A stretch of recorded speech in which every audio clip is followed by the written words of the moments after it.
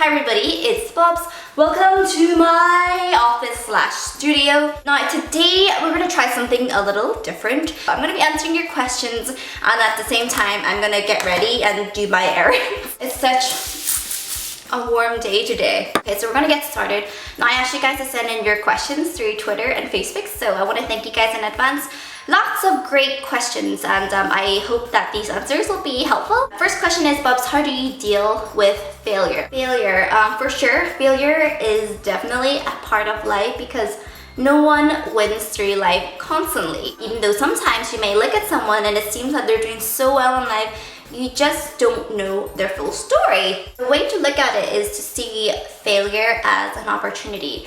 This is my chance to know what I'm doing wrong and what I could improve. This is my chance to learn from it. I read that there are some parts in your body that if you break a bone, what happens is it actually grows back stronger. By falling, you don't learn how to pick yourself up, which is the most important thing. You only fail when you stop trying. And the thing to remember is, okay, maybe today wasn't such a great day. Tomorrow is another day to try and to learn and to grow. It's so warm, I have to tie my hair up, but failing is just an opportunity for you to try again. When I think back to all of my biggest triumphs and success in life, without a doubt, it's when I picked myself up after falling. Try not to be so hard on yourself. It's okay to be down, it's absolutely understandable, but what's important is we pick ourselves up afterwards.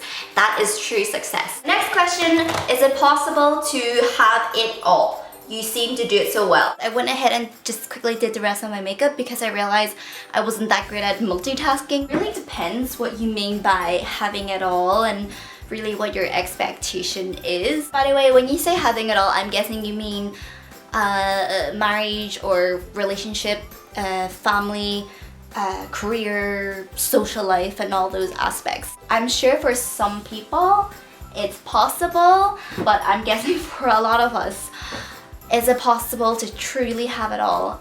I'm not so sure. I believe in everything you do, you'll always have to compromise along the way. It's not that easy.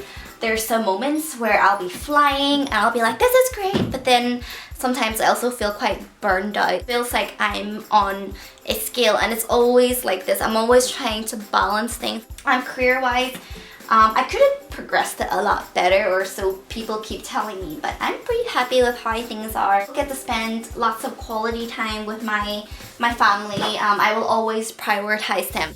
Is it possible to win at all of these things at the same time? Then my answer is no. I pretty much feel like I guess I have it all just simply because I'm happy with how things are. You can only just focus on doing the best that you can. Sometimes when you look at someone and it really seems like they're living that hi-fi life that you really want, you really don't know. My friend, she has a blooming career. I'm incredibly proud of her, but I think because she's done so well, she eventually grew harder on the surface because she didn't want to be taken advantage of, so she started to trust less. Because she's so passionate about work, she invested so much of her time in it that, you know, she neglected her family and friends. And a lot of times when I look at her, I'm not exactly sure if she's completely happy. Sometimes along with money, along with more success, it can really complicate things and change the way you think because you can lose perspective. I guess at the end of the day, it's not about having to have the best out of everything. It's all about you making the best out of everything that you have. Next question. No Wi-Fi, what am I supposed to do? No! Be strong. Whisper that to your Wi-Fi connection. But in all seriousness, put your phone down, have a conversation with your friends, enjoy a good meal, enjoy what's around you. How do you deal with toxic friendships and how do you stop yourself from gossiping? It all goes down to this. When you look at your friends, you really need to ask yourselves, do they bring out the best in you? If you find that when you hang out with them, it brings out the worst in you and they make you gossip, they make you say horrible things about other people, and they make you judge. Personally, I would feel very wary of these friends. Everyone gossips every so often. And when it comes to gossip, in the moment, it may feel really fun, but right afterwards, you'll end up feeling quite crap. Well, I hope you feel crap. Believe it or not, we're so influenced by people around us. So if they're the lazy type and they often make excuses, a lot of times that can bounce onto you and make you into a very unproductive person. And I'm not saying you should only hang with people who could benefit you in a way, but what I mean is if they're the type of people and in general they're not that nice people and they tend to be judgmental and some others down, then you need to question yourself, like, you know, do you want to hang around with these people? In terms of gossiping, say that these people are people that you actually do care and love. I think the only thing to do when they talk about something, you can just stay quiet, and if there's no response, then eventually they'll move on. Second thing you could do is just to say, hey, you know, we have far better things to concentrate and to talk about, and just simply talk about something else. Next question is, how do you trust again when you've been let down? And I think the only way to do it is to understand that as human, we're all born into the world prone to make mistakes because we're not meant to be perfect. And the thing to remember is just because someone has done something bad doesn't mean they're a bad person altogether. It just means they're human. Obviously, it's very normal for you to really question them. How can you trust them again when they hurt you so much? Trust takes time to build, but it's so easy for it to be knocked down. But it doesn't mean that you can't build it up again. The only thing you can do is just to respect time. And sometimes people are like, well, how do I know that he or she won't hurt me again? Well, the thing is, you don't know. Nobody knows. How do you deal with your insecurities? Like I said before, it's not how you look a lot of times, it's how you feel. I said none of us are perfect, and some days maybe you do quite well, and then in some days you will start to question yourself. When I was in Korea for work a little while back, it was really cool. I had a lot of fun. I hope this doesn't offend anyone, but basically everywhere I looked in the streets, everywhere, there were a lot of really gorgeous girls. It's quite the norm for a lot of people to get procedures. A lot of times in the streets, I'll see people bandaged up. There's absolutely nothing wrong with it. Because you're not hurting anybody's feeling, you can celebrate by doing whatever you want. But anyways, back to my story. What happened was, I guess because everywhere I looked around me, not that they looked the same, but I noticed that there was a certain standard of beauty. Everybody wanted to have the big eyes. Everybody wanted to have a small nose and a really sharp face. And for the first time in a while, I actually felt pretty good, looking different. You can choose to let yourself be validated based on how other people look at you, or you can just choose to not care. I have big pores, I have a big head, I'm really short, my nose is pretty wide, and then my front teeth are pretty big. I have fine lines, I have cellulite, I have bumps and lumps around me. I'll never be perfect, and I feel so comforted knowing this, yet at the same time, I know I'm perfectly fine the way I am. Amen.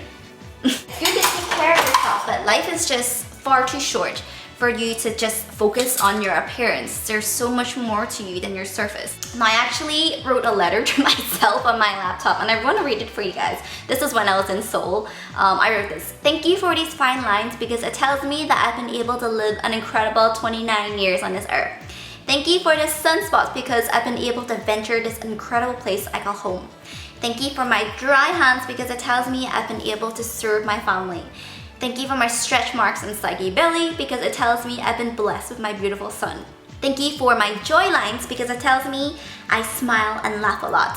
Thank you for my muffin top because I've been able to go to bed each night with a full belly. All of these physical flaws are actually a sign of all of my blessings. And how to be happy when your parents don't believe in you. First of all, I'm really sorry to hear. I can only speak for my mom, and my mom is wonderful. And I know back then when she said those things, it was just because she loved and cared about me.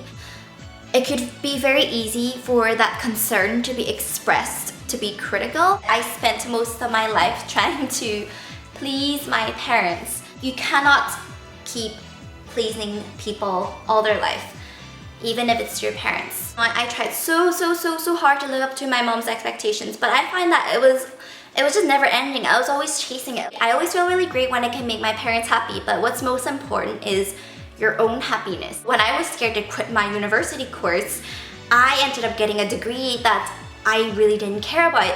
When I decided to do the whole YouTube thing, my parents didn't understand, and it's understandable because back then it wasn't even a thing. Like, how could you even make a living out of making videos? Before you want your parents to be happy for you or to believe in you, you need to believe in yourself. What's important is that you believe in yourself and you don't give up.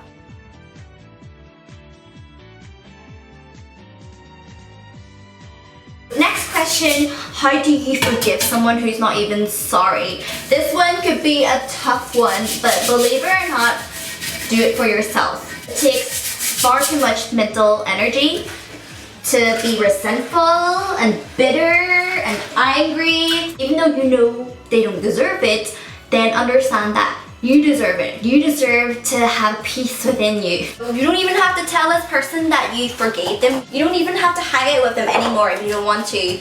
But just do yourself a favor just so you can move on. Holding on to anger is like drinking poison and expecting the other person to die. It takes a strong person to say sorry and an even stronger person to forgive. Forgiveness does not change the past, but it does enlarge the future. I don't forgive because I'm weak. I forgive them because I'm strong enough to understand people make mistakes. One more, because this one's pretty good. To forgive is to set a prisoner free and to realize the prisoner was you. Next question is, how do you pick yourself up when you're down? Where's the fabric softener, honey? Sometimes it feels like you're not able to see the whole picture. So what you need to do is to stand back and look at it as a whole. As hard as it is, try to see the light in every situation. There's always an opportunity. I always say in every trial there is a treasure. Oh, thank you, honey. I'm a very emotional person. I find that I cry easily, but it's just my way of dealing with the tension. But at the same time, even though I cry easily, sorry, thanks babe. So even though I cry easily, I actually get back up on my feet. And another thing to say is, it's okay to cry. It releases all the tension. I'm very proud. What? What? Because you're not the one who deals with it. I may not be having a good day today, but I know that tomorrow is another day. I answered as much as I could, but we need to head out for lunch now. But I hope you guys enjoyed this video, and I will catch up with you soon.